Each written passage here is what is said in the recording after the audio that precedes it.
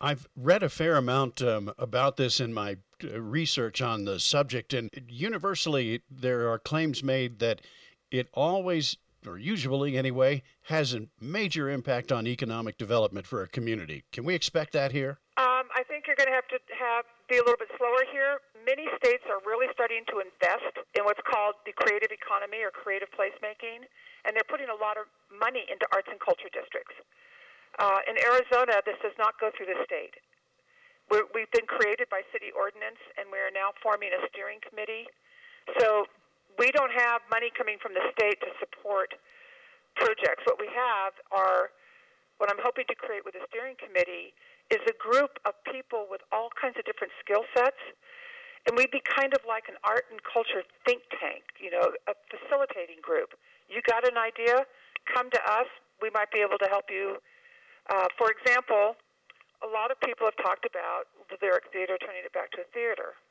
I'm not sure if the National Endowment for the Arts is going to survive, but an idea would be somebody would come with quite a bit of money for the theater, but not enough. They could partner with the nonprofit Arts and Culture District Steering Committee and would open doors to such things as the National Endowment for the Arts matching campaign funds. And then we have people on board that say, well, I've written grants for the National Endowment for the Humanities, and these are the contact people you need, and this is what you need to do, and I could help you, but I'm not going to write the grant for you. Does this make sense?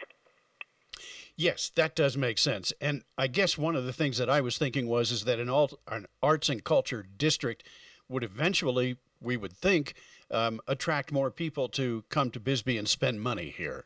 Well, there's kind of three different things that I see with an arts and culture district for Bisbee. One is we have a declining population, and we need to start addressing that. And we can't address that in huge ways, but let's take baby steps.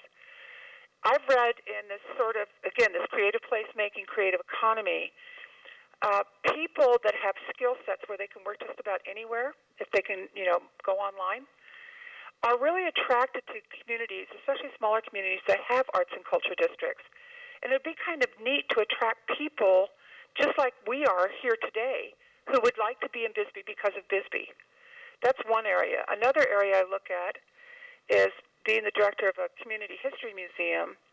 We're kind of, have a split personality where we work for our community, we try to share our pride in our community, our history in our community, but we're funded by the tourist dollar. And I think arts and culture districts attract the kind of tourists we would like here, the tourists that would appreciate Bisbee for who we are. Mm-hmm. And then I think the third element that came up when we were doing the Arts and Humanities nonprofit organization meetings last year was there was a seeming lack of cohesion and communication amongst all the different groups doing stuff. And I think that Jen, with the Discover Bisbee website, is starting to pull these things together. But I think that arts and districts can strengthen that, bring a little cohesion to it. So those are kind of my three goals that I see for the Arts and Culture District. Worthy goals.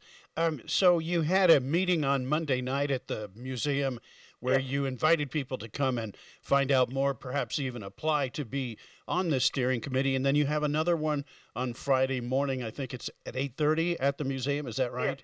Yes. And so tell me a little bit about what happened on Monday and what you'd like to see happen on Friday. On Monday, what we did is I was going to do a PowerPoint, but I wasn't able to do it. But we kind of followed the elements of the PowerPoint I created to give to the Bisbee Council and to the iBisbee committee. And then we had this wonderful discussion, and people were really getting excited about the different avenues we can take. We can work as a group to do something. Somebody can come to us, and as a steering committee, we can help them.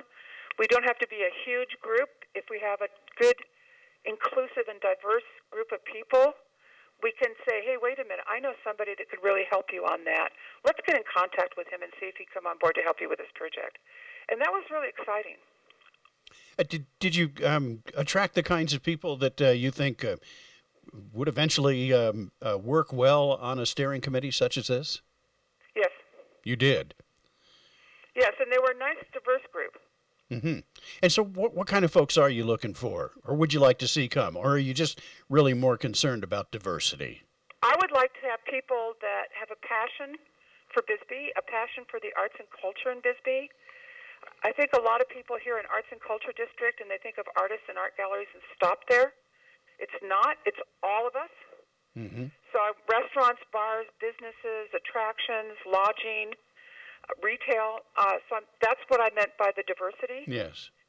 And people that can roll up their sleeves and work once in a while. Mm-hmm. I gotcha. Well, it just sounds like a great opportunity. And as the director of the Copper Queen Museum, one of the great places in Arizona to, did I get the name wrong? Well, we're at Copper Queen Plaza, but we're actually the Bisbee Mining Historical Museum. I That's got you. Okay. Thanks for straightening that out. But it is one of the great, one of the most wonderful museums that I've certainly ever been in, and it's a great place, and you just do a terrific job over there. And I understand that you're one of the people who, if not the one who really convinced the mayor that this should be a platform in his campaign, and he certainly has shown. Actually, let me give credit where credit's due. Go ahead. I've been working for the last couple of projects, like the Grassy Park Project and the little visitor information office, to bring history and art together. It was David Smith who said an arts and culture district, and he started giving me some of the research he's been doing, and I went online and researched it more. This is David's concept, and I think it's perfect for Bisbee, and I'm willing to invest the time in it. Well, that's good, and thanks for straightening that out. I'm a big fan of the mayor, and I know that he's got, seems like, limitless energy to do good things here in Bisbee. So this is a very, very exciting thing. Now, what will be the next step, or what kind of a timetable are you on in terms of getting this group in place, this steering committee, and get the ball rolling? Well, we want to get started soon. I know of some people that are going to be attending Friday morning's discussion. We'll have to see if we include, our diverse skill set that we're looking for. We do have an application process because we want to make sure that we're not over kind of membered in one area, that we're not all nonprofit organizations, Mm-hmm. that we're not all, galleries or something like that. We really do want to get, business skills and, history skills, art skills. I really would like to get some bars and lodging involved because, once again, we're all in this together. We're also going to do some more research on the district, but it came up on Monday's meeting that you do have to have a defined area for an arts and culture district, but what about outliers?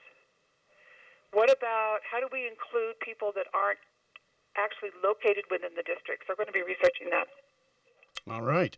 Okay, so that's at 8:30 Friday morning at the museum, Yes. and setting us straight on all of the facts and the ideas is Carrie Gustavson, and I really appreciate you taking the time, and good luck, and hope to see you in the morning. Okie dokie. Very good. Thanks, Carrie.